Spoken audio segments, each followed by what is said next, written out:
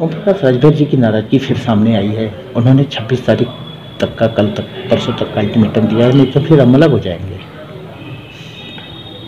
देखिए, ये बातें बहुत पहले से चल रही हैं और पहले भी हम लोगों ने कहा कि हमारे सभी सहयोगी उत्तर प्रदेश के हम लोगों के साथ रहेंगे।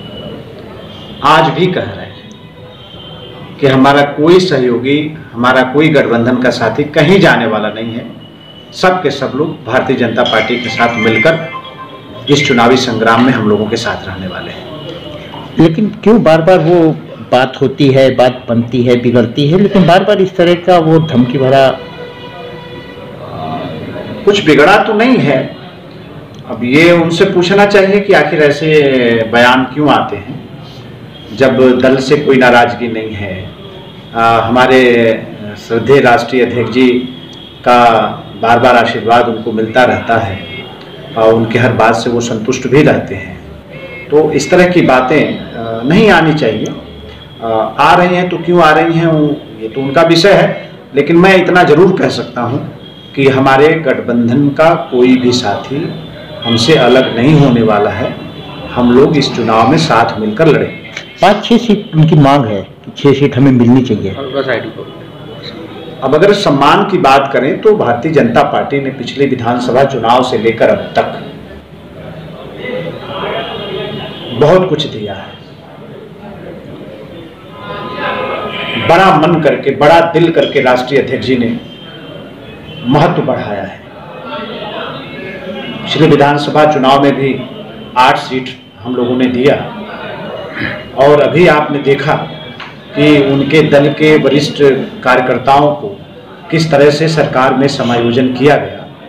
उनके सुपुत्र अरविंद जी को भी किस तरह से पार्टी ने उनका महत्व बढ़ाया। तो कहीं कोई कमी तो है नहीं। परेशानी उनकी कहाँ है ये तो वही बेहतर समझ सकते हैं। बाकी ये मैं कह सकता हूँ कि पार्टी ने जितना सम्मान दिया, जितना महत्व किया, हमारे राष्ट्रीय अध्यक्ष जी ने जितना आशीर्वाद दिया, वो उम्मीद से बहुत ज्यादा है। और जिस बड़प्पन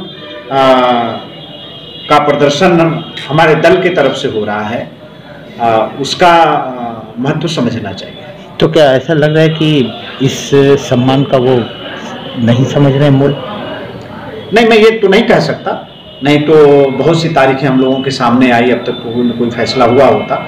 कहीं न कहीं निश्चित तौर पर हमारे राष्ट्रीय अध्यक्ष जी से और दल से कहीं न कहीं संतुष्ट होंगे, तभी तो साथ बने हैं। थोड़ी बड़ी कोई बात हो सकती है उनकी, तो ये ऊपर का विषय है, वो बात करेंगे ही। मैं पूरा भरोसे के साथ मैं आप सभी लोगों से कहना चाहता हूं कि हमारे गठबंधन का कोई साथी कहीं जाने वाला नहीं है। हम लोग के साथ ही बने रहेंगे। सर, जिस तरीके से वो बार बार एक दबाव बना रहे हैं सरकार पे, क्या राजभर समाज के वोट बैंक की चाबी उनके हाथों में सिर्फ है? नहीं, देखिए, ये तो बहुत दूर की बात हो गई। अब सिर्फ राजभर ही नहीं, बिंद ही नहीं, बिहार ही नहीं, नोनिया चौहान ही नहीं, केवट मल्ला ही नहीं, प्रजापति कुम्भार ही नहीं, ये जो मोस्ट बैकवर्ड है, जो गरीब है, आज के दिन चट्टान की तरह मोदी जी के साथ खड़ा है, भारतीय जनता पार्टी के साथ खड़ा है। ये हमारी परंपरा है, हमारे दल का दस्तूर है, हमारे राष्ट्रीय अध्यक्ष जी का बड़प्पन है कि वो अपने किसी साथी को छोड़ना नहीं चाहते। हम वोट की राजनीति नहीं करते, हम संस्कार की राजनीति करते हैं। और उस नाते हम लोग आखिरी दम तक चाहते रहेंगे कि हमारा कोई साथी हमसे अलग ना हो। बाकी गरीब पूरी तरीके से मोदी जी के साथ खड़ा है। अपने चुनाव में पाकिस्तान की चर्चा जरूरत से ज्यादा हो रही है, क्या कहेंगे? क्यों पाकिस्तान पाकिस्तान के नारे, पाकिस्तान की गूंज हर तरफ सुनाई दे रही है? सर्जिकल स्ट्राइक, एयर स्ट्राइक की बातें हो रही हैं। भाई, ये बात तो हमारी तरफ से कम आ रही है। पता नहीं क्यों विपक्ष को ऐसा लग रहा है कि एयर स्ट्राइक के बाद हिंदुस्तान मोदी जी के अलावा कुछ देखना नहीं चाहता।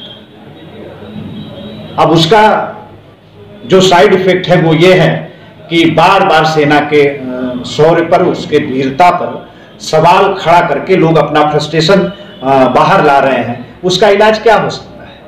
निश्चित तौर पर सेना का जो शौर्य है, देश का जो सम्मान और स्वाभिमान है, इन बातों को सियासत में नहीं लाना चाहिए, नहीं आना चाहिए। लेकिन विपक्ष पता नहीं किस बात पर उतारू है।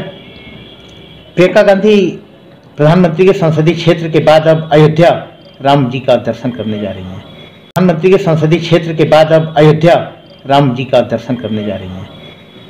कुछ भी कर लें, ये कोई नई बात नहीं है। पहले भी प्रियंका गांधी जी दर्शन करती रही हैं, पहले भी प्रियंका गांधी उत्तर प्रदेश में रोड शो करती रही हैं। और मैं सच कह रहा हूं, जब 23 तारीख को 23 मई को जब चुनाव के परिणाम आएंगे तो आप देखिएगा लोग जहां हैं वहीं खड़े नजर आएंगे। क्या कुछ प्रभाव डालेगा प्रियंका का? इतना कुछ भी नहीं प्रभाव पड़ने वाला नहीं। गरीब समझ चुका है पूरी तरीके से हमारा भला कहां है। पूज्य मोदी जी का कोई विकल्प नहीं है।